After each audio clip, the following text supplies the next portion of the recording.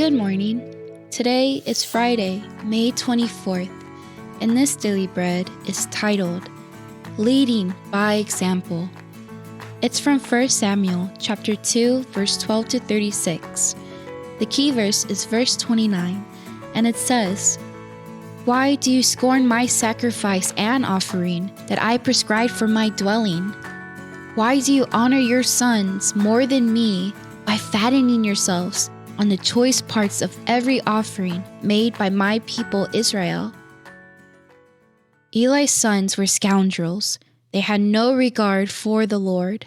Now it was the practice of the priests that whenever any of the people offered a sacrifice, the priest's servant will come with a 3-pronged fork in his hand while the meat was being boiled, and will plunge the fork into the pan or kettle or cauldron or pot.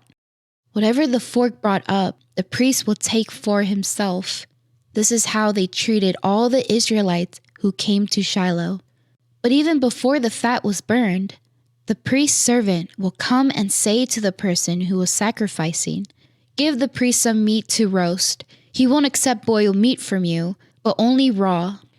If the person said to him, Let the fat be burned first, and then take whatever you want, the servant will answer, No, hand it over now.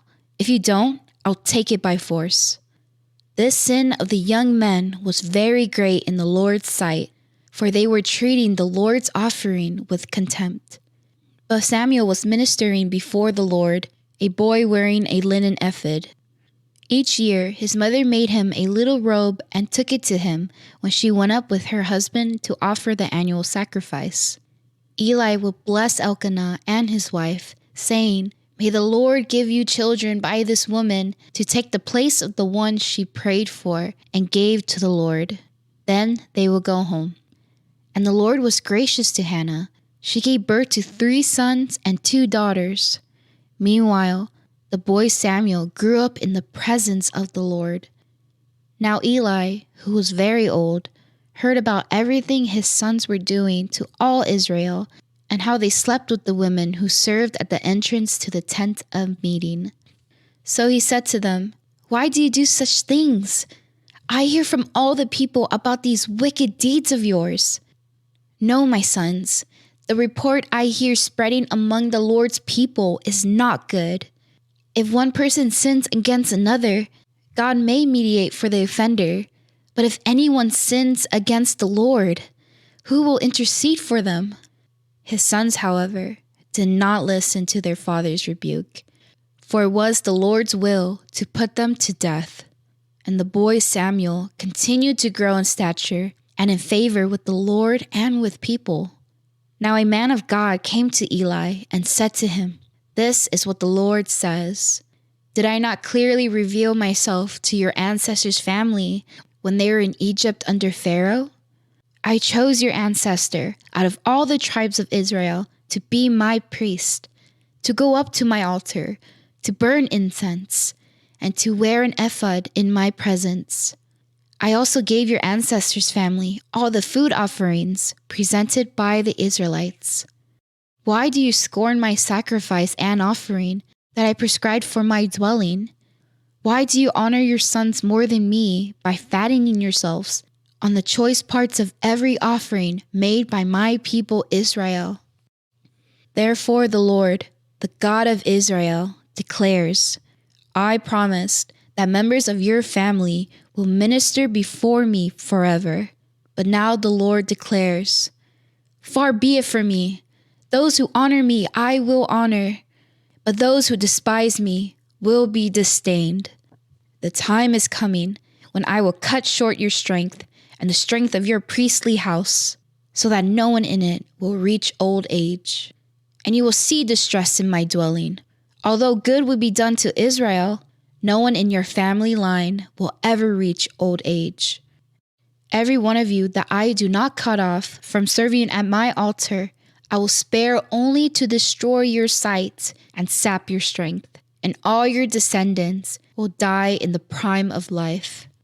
And what happens to your 2 sons, Hophni and Phinehas, will be assigned to you. They will both die on the same day. I will raise up for myself a faithful priest, who will do according to what is in my heart and mind. I will firmly establish his priestly house, and they will minister before my anointed one always. Then everyone left in your family line will come and bow down before him for a piece of silver and a loaf of bread and plead, "Appoint me to some priestly office so I can have food to eat." Daily bread. First, the consequences of disregarding God. Eli's sons, Hophni and Phinehas, had no respect for God at all. They stole offerings and behaved immorally. They were supposed to be spiritual leaders, but their actions showed a total disregard for God's commands. As a result, they and their whole family face serious consequences. In our lives, we need to examine if our behavior aligns with the faith we proclaim. Especially when we face challenges and temptations, do we still honor God and set a good example for others? 1 Corinthians 10 verse 24 says, "No one should seek their own good, but the good of others." Thinking that our choices only affect us is foolish. Our actions can also affect those around us. So instead of making impulsive decisions based on our emotions and personal desires, we need to consider the impact of our choices. Does our behavior point others to God? Let's focus on maintaining our spiritual integrity so that we don't mislead others.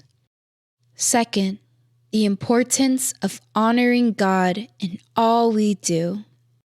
The passage shows how important it is to honor God above everything else, a lesson that Eli failed to teach to his sons. Their lack of respect for God and Eli's poor response led to their downfall because they chose their own desires over God's commands. In our daily life, whether in class, at work, or in relationships, we must actively choose to honor God. This could be through offering a helping hand, being diligent in our studies, or faithfulness in small responsibilities. Do you want to be used by God for greater things? How we manage our duties now will determine how we carry future responsibilities. If we are in a leadership role, we must lead by example, showing others how to live out faith through actions. When we focus on honoring God, then others will learn to do the same. Prayer.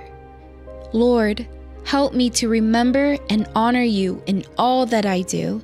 Please teach me to deny my selfish desires so I can live a life that reflects your love and commands.